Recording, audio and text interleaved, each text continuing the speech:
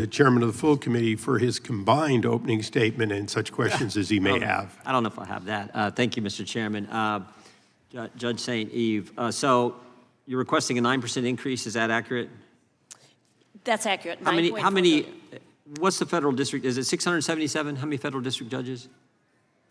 It is around that. Around that number? What's the average, what's the staff size for, what's a budget for your typical federal district judge, and what's the staff size that they would have working for them and for the court? So for a typical district court judge, they have 3 staff members. Judges can make a determination if they want 3 law clerks or 2 law clerks and a judicial assistant.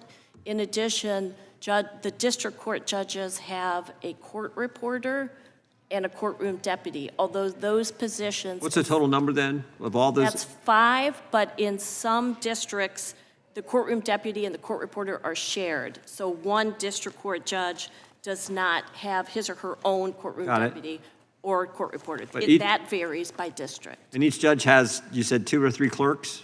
Correct. Okay. Of the 9% increase, how much of that's going for security?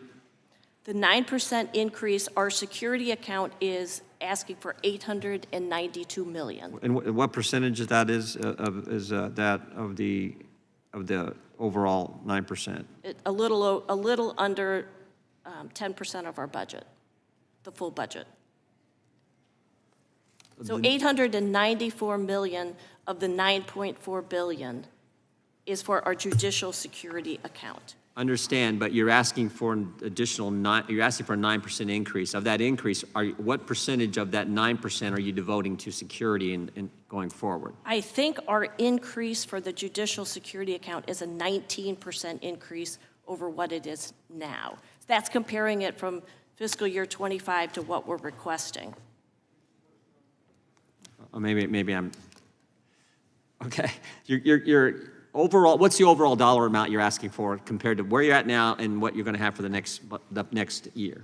In just judicial security or overall? Overall. So the overall amount that we are asking for is $9.4 billion for fiscal year 20. And that's an $800 million increase over last year?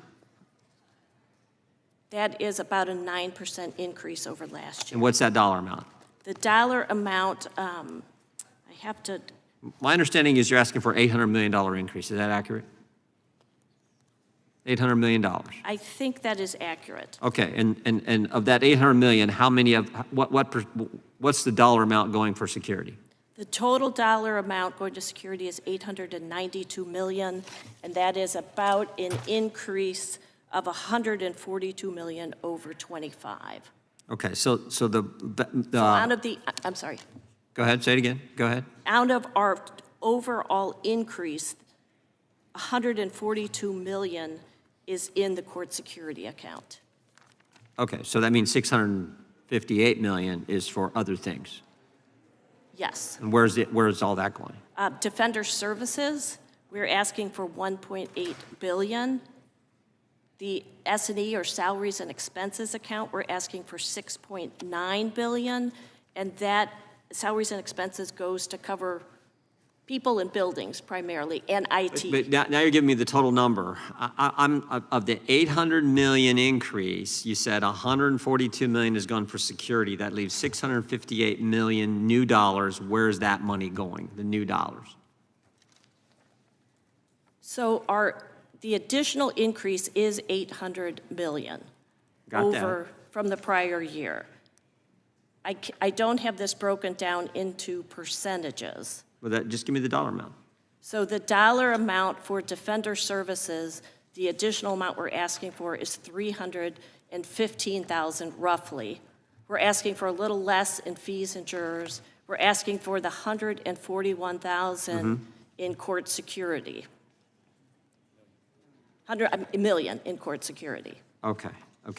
Well, I mean, again, I think members are comfortable. I've said this all along. We're comfortable with making sure there's security. We're not so comfortable giving increases in everything else. I think that's where members are. Certainly the folks I represent back home, I think that's where they see it. That's our concern, particularly with some of the decisions we've seen. So With that, I would be happy to yield my remaining 12 seconds to the chairman. I'll take all 12 seconds to place in the record, and it's a video, so I'll just extrapolate the statement. On the 1st of April 2025, the speaker's comments that were earlier referred to verbatim are, "We are not defunding the courts. We're not doing anything other than limiting in this legislation the ability of a judge to issue a nationwide injunction." I want to make it clear the Speaker of the House very, very clearly had no intention of saying that there was going to be any limiting of judges on an individual basis, but rather the nationwide injunctions, which was a bill that was passed out of the House. And with that, I go to the gentlelady from California.